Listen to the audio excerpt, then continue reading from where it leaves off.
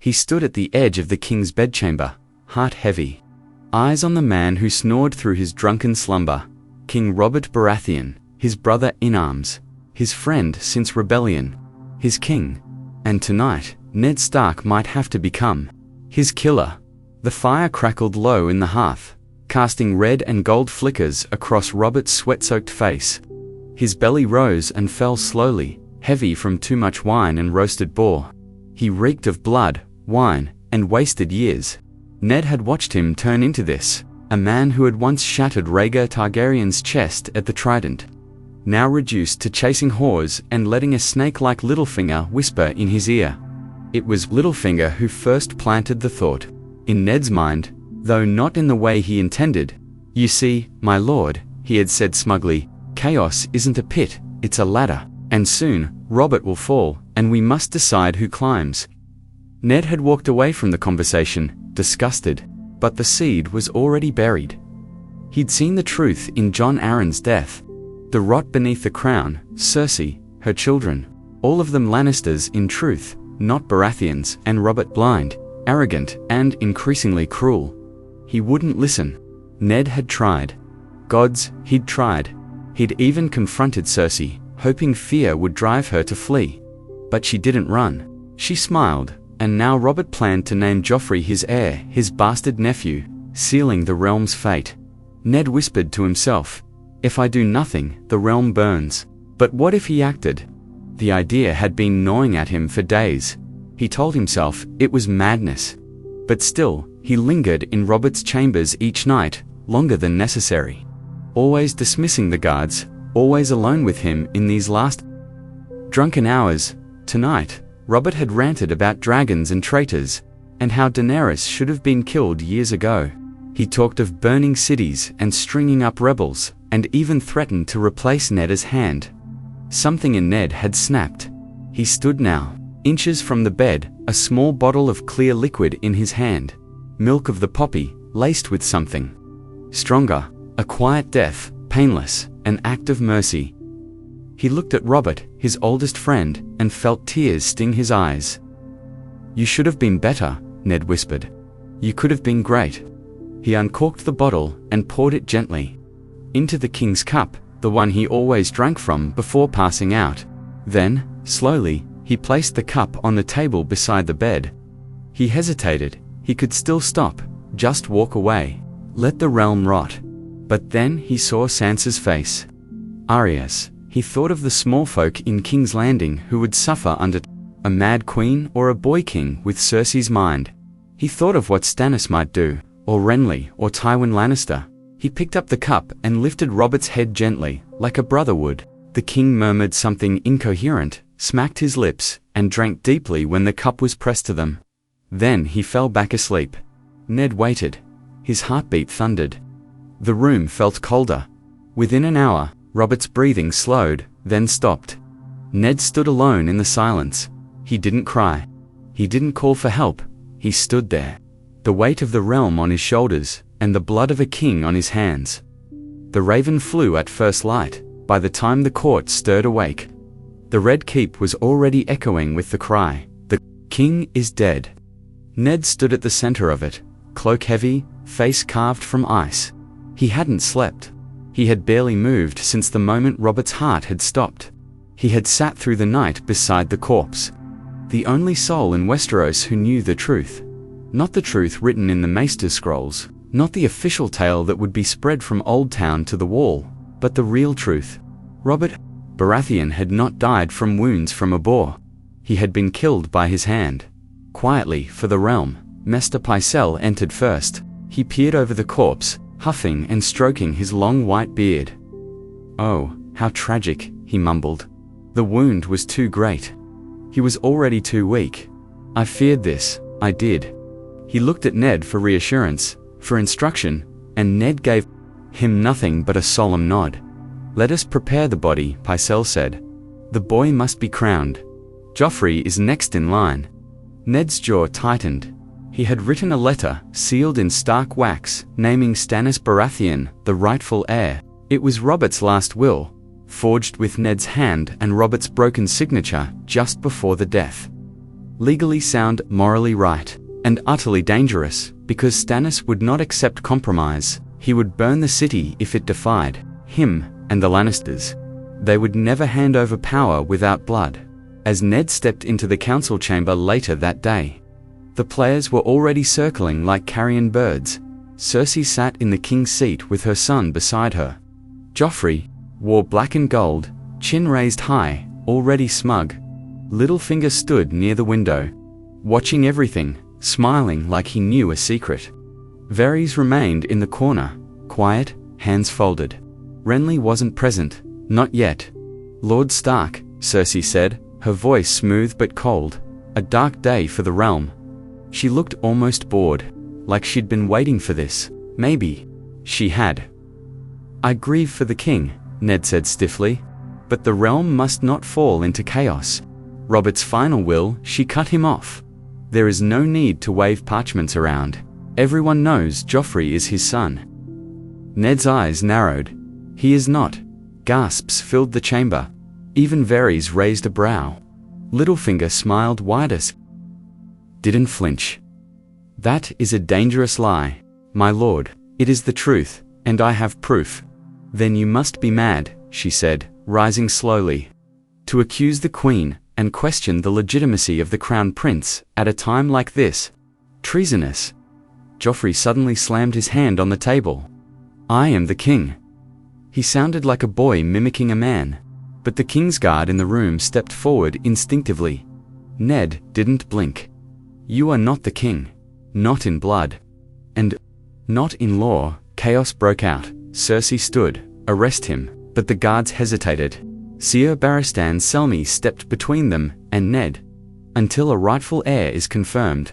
Lord Stark remains hand of the king. Cersei's nostrils flared. Then he is hand to a corpse. Ned drew the sealed will and placed it on the table. This is Robert's word, signed before his death. It names Stannis Baratheon as heir. The throne belongs to him. Littlefinger stepped forward at last. And what do you plan to do, Lord Stark? March Stannis through the gates with dragonfire and soldiers. The city loves Joffrey. The Goldcloaks will not betray the queen. Think carefully. This is not the North. Ned looked around. Everyone in this room was playing their own game, but only he had gambled everything. I will not see a false king. Sit the Iron Throne, Ned said. Even if I stand alone. He turned to leave, to prepare, perhaps even flee, but then he heard it. Seize him, Cersei whispered. The Kingsguard hesitated. Then one of them stepped forward, not Barristan, but Ser Marintrant, sword drawn. More followed, and just like that, it began, not with wildfire, not with horns or war drums, but with silence, steel, and betrayal. The dungeon was cold, but not as cold as Winterfell. Ned sat against damp stone, wrists chained to iron loops in the wall. The smell of rot, piss, and old blood clung to the air. He hadn't eaten in a day, hadn't spoken since the guards dragged him from the council chamber. He had stared at Cersei while they seized him. He didn't struggle, didn't shout, that would have been beneath him. But his silence hadn't protected him. The queen moved fast, the will had disappeared, burned or buried. Likely now, the realm would never know what Robert had truly signed. He heard footsteps approach. Light, precise, not the clunking boots of jailers. Then, a familiar voice echoed from the stairwell. Lord Stark, you look thinner. Littlefinger. Ned looked up, eyes hollow. You always find the right moment to come slithering in, Baelish chuckled. Slithering, is it? I could have left you to rot. But I came with a gift. News. Ned didn't reply. Littlefinger leaned closer to the bars. Your daughter Sansa is quite the actress. She begged mercy for you before the court, cried for her sweet noble father, even kissed Joffrey's hand. That made Ned flinch. She's just a child. She's clever, Littlefinger said. She gave Cersei exactly what she wanted, leverage, and now the queen offers you a choice. Ned looked up, tired but steady. A choice? Yes. Confess your crimes. Say you betrayed the crown. Say Joffrey is king. They'll send you to the wall. You can live out your days in black, far from politics. Or, he let the word hang, or you keep your pride, refuse to kneel, and die before a crowd in the square. I hear heads roll faster when the mob cheers. Ned closed his eyes. She wants to humiliate me. Prove Joffrey's legitimacy with my words. She wants peace, Littlefinger said, with a shrug. Or her version of it, call it what you like, but if you confess, Sansa lives well. Arya, well, no one can find Arya. That made Ned's eyes snap open. She's gone, he whispered. Gone, he whispered. Littlefinger smiled slightly, like a shadow in daylight. Vanished from the castle before your arrest. Cersei has men searching. But if I were a betting man, I'd say the wolf pup is halfway to Flea Bottom with a blade in her boot. That, at least, was some comfort. Ned leaned his head back against the stone. Tell Cersei, I'll give her words. Not truth, but words. Baelish bowed mockingly. Ah, the Honorable Lord Stark learns to lie. Truly, the realm is changing. When he left, Ned was alone again, but not for long.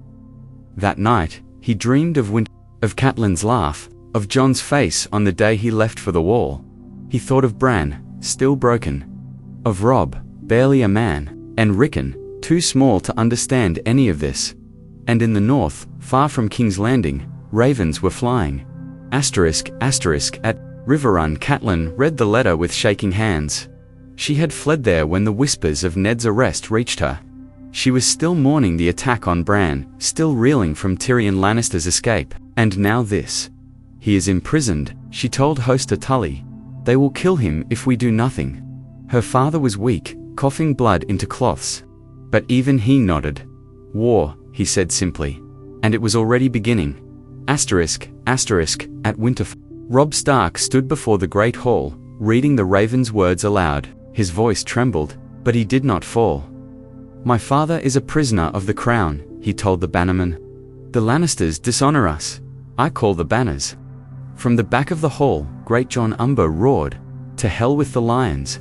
Across the north, swords were lifted from walls, armor was dusted off, and wolves began to march.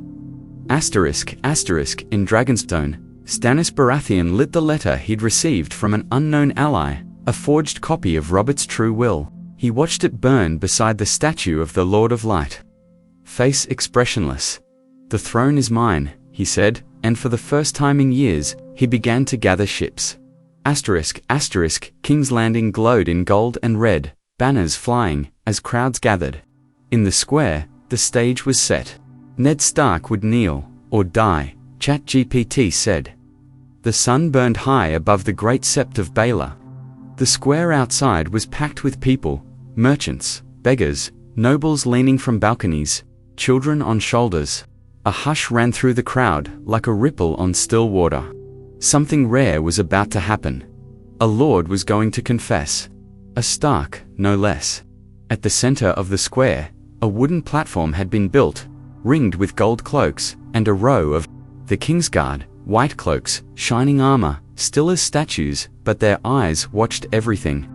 At the top of the platform, a block stood ready. Beside it, a man with a sword, Seer Ilyn Payne, the king's justice. Cersei stood nearby, her face unreadable, golden hair shining beneath her veil. Sansa was there too, forced to watch, her hands clutched tightly in front of her gown. Her eyes were red, but she hadn't cried since morning. She had no more tears left. Joffrey sat on the Iron Throne's traveling seat, smug and bored, already growing tired of the spectacle. He leaned toward Cersei and whispered something that made her flinch. And then they brought Ned out. He was thinner than the crowd remembered. His beard was rough, his clothes simple, the garb of a prisoner, not a lord. But he walked tall, straight. The chains at his wrists didn't drag him down. The people whispered.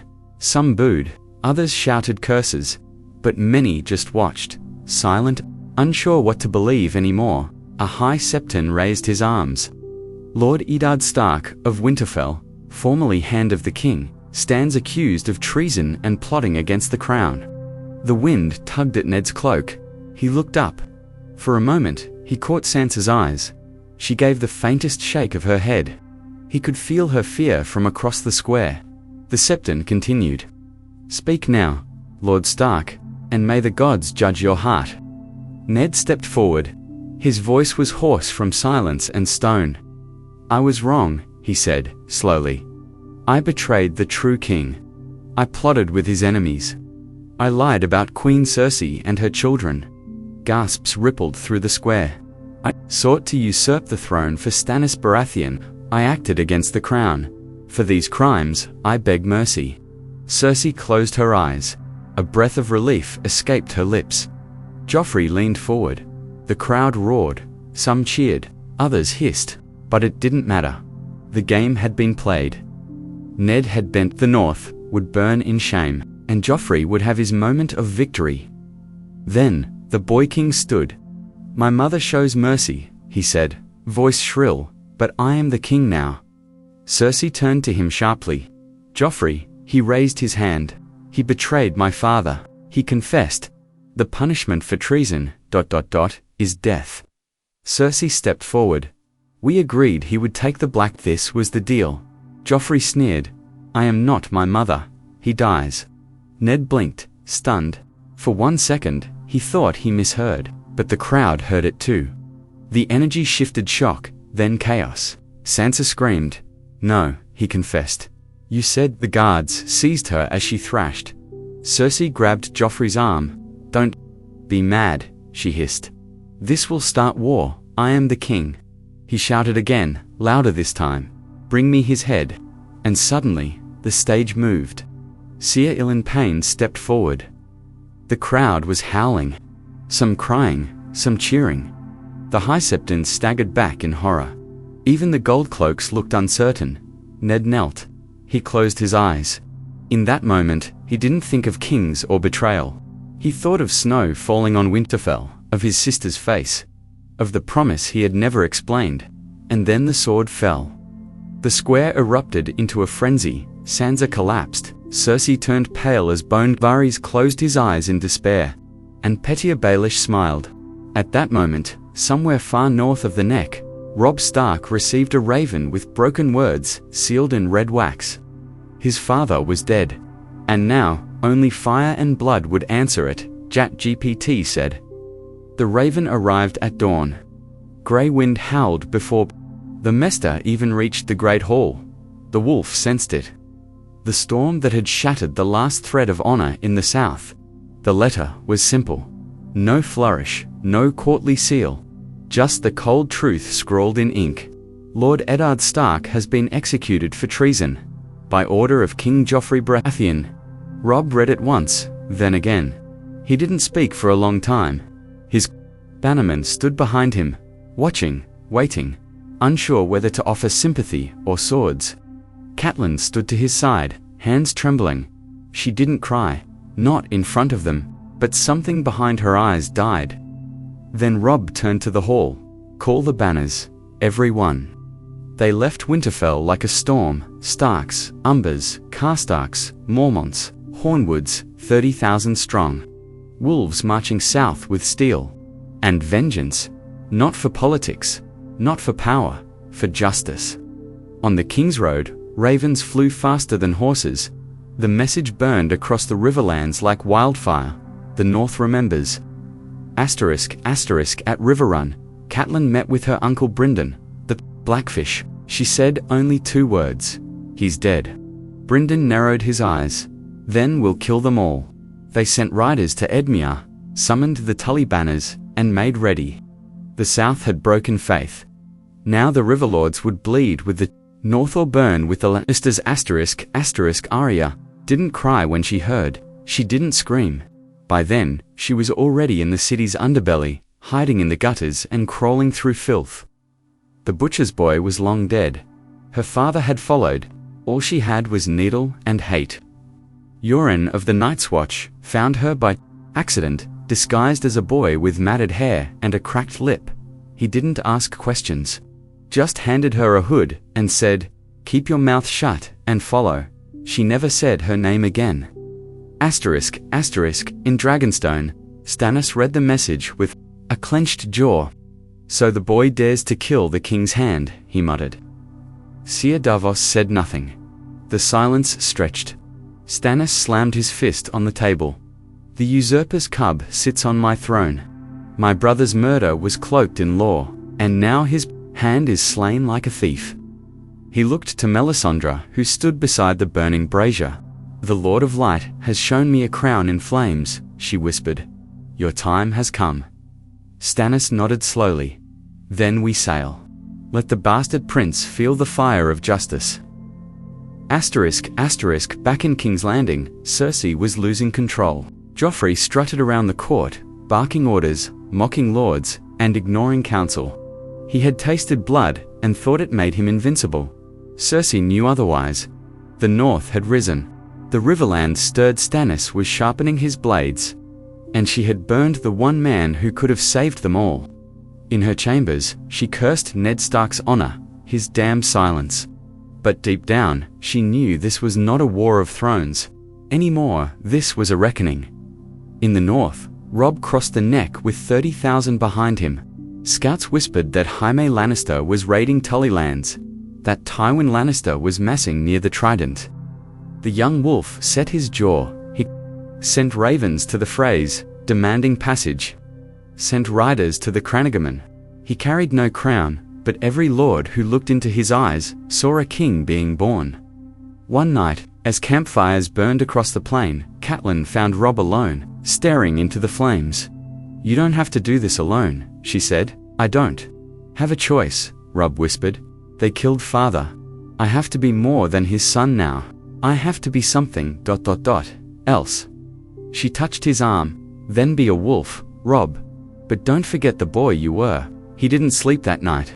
Neither did Grey Wind, who paced in circles, teeth bared. In the dungeons beneath her, whispers echoed of the North rising, of a dead hand, of a boy who might be king, and one prisoner, thin, ragged eyes like embers, smiled behind his chains. Vengeance was moving. The realm was cracking, and in every dark place, people remembered the name Stark, like a prayer wrapped in steel. The drums of war thundered through the river. Lands. Smoke curled above burnt villages and shattered towers. The golden lion of House Lannister was everywhere, carved into fallen gates, scrawled in blood across barn doors, stamped into the armor of men who pillaged without restraint. Jaime Lannister rode at the front of it all, golden, grinning, and ruthless. They called him the Young Wolf. Now, Robb Stark, 19, and grim, rode with his bannermen toward the heart of the storm. His army split in two, with Grachon Umber leading one half to distract Tywin's forces, while Robb marched to relieve Riverrun, under siege by Jaime himself. It was there that the war truly began. Arya crouched beneath a wagon, trembling, listening to the screams. She had traveled with Huron and his band of recruits for days, posing as a boy named Aery. But in the village of Sweet Sister, the Lannisters had come. Not knights, sellswords, thugs in red cloaks. They called themselves soldiers, but all Arya saw were murderers. Yoren fought like a mad dog, cutting two men down before they stabbed him in the back. Arya didn't scream. She didn't cry. She dragged Needle from under her cloak and waited. One of them, tall, with greasy hair and bad teeth, found her. He laughed. "What are you doing, little rat?" She drove Needle into his thigh. He screamed and stumbled. She didn't stay to watch. She ran, slipping into alleys and between barrels, breathing hard, hands shaking. By nightfall, she was alone again, hiding in the wreckage, blood on her clothes. She whispered names before sleeping, her own list of death: Cersei, Joffrey, Seer Moran, the Hound. Robb met Jaime Lannister's army at the Whispering Wood. The plan was simple. Strike at night, fast and furious, while Jaime slept inside his siege lines. Robb led only a few thousand, his best swords, his fastest riders. The rest played the decoy elsewhere, baiting Tywin down the Gold Road. In the dark woods, the Stark banners were silent. The wolves made no sound. The Lannister camp was quiet, fires glowing, guards drowsy from wine. and then, like a shadow across the moon, the north struck. Grey wind tore through the first line of guards, a blur of fur and fangs. Men screamed in confusion. The Stark cavalry thundered down the ridge, cutting through tents and flesh alike. Robb fought at the front. He was no longer a boy, each blow measured, each strike firm. His sword clashed with steel, his cloak streaked with mud and blood. By dawn, the siege was broken, and Jaime Lannister was in chains. At River Run, Lord Hoster wept at the news, not for Jaime's capture, but for the Tully dead who now filled the crypts. Catelyn rode into the gates the next day. Robb embraced her, but there was no joy in it. His face was colder now. The war had changed him in ways she couldn't measure. Yet, later that night, Catelyn went to speak with the prisoner. She found Jaime bound in a cell, bloodied but grinning. "Lady Stark," he said, lounging against the stone, "come to gloat." She stared at him, disgusted. "My husband is dead because of your family. My daughter is a hostage. And you ask me if I came to gloat?" Jaime chuckled. "My sister would have killed him even if I begged her not to. You think this game has honor? You brought your boy to play with wolves and lions. How do you think it ends?" She turned, without answering. In King's Landing. Word of Jaime's capture arrived with rage. Tywin Lannister, camped near the Trident, smashed a goblet against the war map. "The boy is smarter than he looks." Cersei screamed at Joffrey, blaming him for Ned's death. "You've made war where there could have been peace." Joffrey just laughed. "Let them come. I'll kill them all. I'm the king." The court was already fracturing. Varys warned of unrest. Littlefinger whispered of opportunity, and the city braced for siege, not from outside, but from within. Meanwhile, Stannis launched his fleet from Dragonstone. The Lord of Light promised him fire and destiny, but the war would not be won by gods, only by blood. And in the north, the people chanted a new name, King in the North. Robb Stark, wolf-blooded the son of the dead hand, the boy who had captured the King Slayer, and now, every sword he carried pointed south, toward vengeance, toward justice, toward war.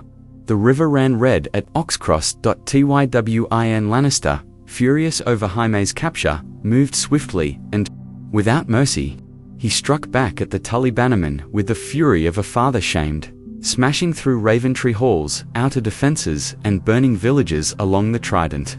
He left no survivors where he marched. No mercy, just ash, blood, and gold cloaks. But Robb Stark wasn't idle. He struck at Oxcross under cover of fog, taking the western supply lines of the Lannisters in a bold night raid. His wolf, Grey Wind, tore through enemy ranks like vengeance given form. The Northmen were outnumbered, but Robb outthought them all. They called it a miracle, but Robb just called it necessary. Still, for every victory he won, the cost grew heavier. Every time the banners flew higher, his soul sank deeper. Back in King's Landing, the stink of power was turning to rot. Sansa Stark sat silently in court, dressed like a doll, smiling on command, clapping when told. While Joffrey mocked her dead father to his lords, he beat her in front of the nobles when her tears surfaced, and laughed while the hound stood nearby, unmoving, unreadable dot on one such day. As she bled from her lip and cheek, Sira Meryn was about to strike her again, but the hound stepped between them. "That's enough," Sandor growled. Joffrey's eyes narrowed. "She's mine. I'll do as I please. She's a hostage, not a dog to kick." For a tense second, the court held its breath. But Joffrey sneered and turned away, muttering about traitors and broken toys. Sansa looked up at the hound. His face was twisted and burned, but in that moment, he was the only human soul in the room. "Why?" she whispered, when the others had gone. He didn't answer at first. Then, "Because I know what monsters look like, and that boy is one." In the north, ravens carried darker tidings. Winterfell stood still. Bran tried to lead, with Maester Luwin advising him, but the boy was only 10. And Theon Greyjoy, once fostered like a brother, watched with Quiet calculation. His father, Balon Greyjoy, had declared for no one. He saw opportunity in chaos. When Robb sent Theon to treat with him, hoping to bring the Iron Islands to the fold, Theon saw his blood family for the first time in years, and chose them. He bent the knee to Balon, and in secret, he planned to take Winterfell. Robb marched west, chasing Tywin's shadow. He sent envoys to the Freys, demanding their alliance in exchange for marriage. But, at every turn, he delayed the wedding. Made excuses. The war came first. He didn't know that Walder Frey counted insults the way other men counted debts. Nor did he know how close betrayal was creeping. At Riverrun, Catelyn confronted her son again. "You're winning battles, but we're losing the war." Robb stood over a table, map spread, his face drawn. "Every Lannister soldier I kill brings us closer to peace. And how many boys will die before that peace?" she said. "You promised to marry one of Walder Frey's daughters." Robb didn't meet her eyes. "I made a mistake." "A king can't afford mistakes," she said sharply. He clenched his jaw. "I didn't choose this crown, but it chose you," she replied. "And now you must carry it, or it will bury you." That night, he sat alone with his sword, watching the moonlight glint along its blade. He thought of Talisa, the healer from Volantis he met tending the wounded after Her hands were soft, but her words sharp.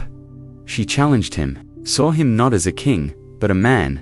And somewhere between grief and battle, he'd fallen for her, and made a choice that would unravel everything. Far away, Arya passed as a kitchen girl in Harrenhal, the ruined fortress now held by Gregor Clegane, the mountain's men tortured for sport. Screams echoed daily, but Arya listened, watched, waited. She served Lord Tywin himself, who had claimed the castle as his forward base. He didn't know who she was, called her girl, but every night she added names to her list: Cersei, Joffrey, Polliver, the Mountain, Tywin. One day, she would have a chance. One day, death would answer, in King's Landing. News came. Stannis Baratheon had sailed. He brought fire and fury. He brought a red priestess and a black banner. And most of all, he brought war. King's Landing braced for siege, and all the while, the Iron Throne sat cold beneath a boy king who thought crowns made men. And not the other way around. The realm had cracked. Now, it would begin to shatter. Smoke rose above the Blackwater like a funeral pyre for the realm itself. Stannis Baratheon had come, just as promised, with ships, soldiers, and the fury of righteousness burning in his eyes. His fleet filled the bay, black sails swallowing the horizon. Siege towers rolled across the shore. The drums of war thundered against the walls of King's Landing, but the city was ready. Not because of the boy king or his lion-hearted mother, but because of the imp. Tyrion Lannister had done what no one else in the capital dared. He planned, he prepared, he fought, while Joffrey, coward, and Cersei drank herself into madness. Tyrion lit the fuse. The wildfire roared. Green flame exploded across the water, turning ships to ash and men to screaming shadows. The Blackwater burned, and the gods themselves seemed to look away. But Stannis kept coming. His soldiers stormed the shores. They climbed the walls. They died by the hundreds, but they did not stop. And then the tide turned. Rode in from the west, flanked by the Tyrells of Highgarden. His return, unexpected and brutal, crushed the invading force. Stannis was dragged away by his remaining men, eyes blazing with fury and defeat. King's Landing was saved. But at what cost? That night, Tyrion bled on a marble floor, nearly murdered by one of his sister's spies.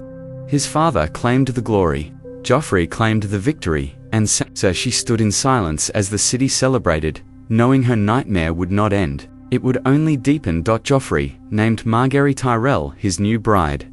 Sansa was cast aside, like broken glass, yet chained, still within the lion's den. And Tyrion, half dead, half forgotten, whispered to her, in passing, "You're not free. Not yet, but neither are they." In the north, the blade came. Quietly, Theon Greyjoy, desperate to prove himself to a father who saw him as a hostage and nothing more, took Winterfell with trickery and betrayal. He killed Ser Roderick, claimed the castle, and when Bran and Rickon vanished, he burned 2 farmer boys in their place, pretending they were the Stark sons. To keep fear alive, the North raged, but Robb was too far, too tangled in love and war.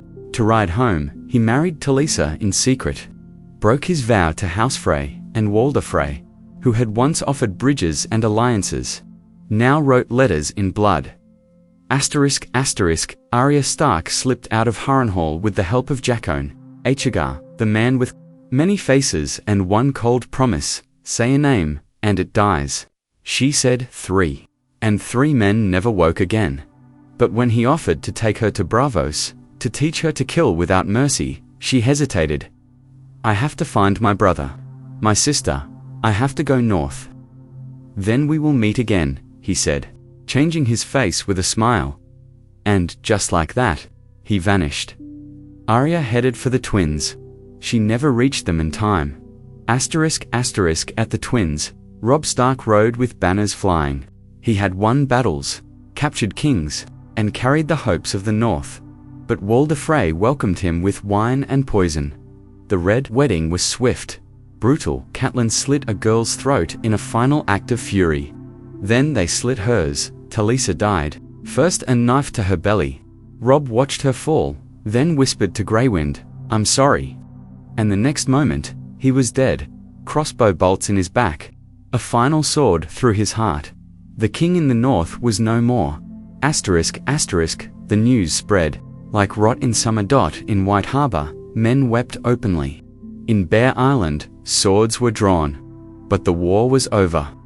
The North had no king now, only ghosts. Sansa didn't cry when she heard.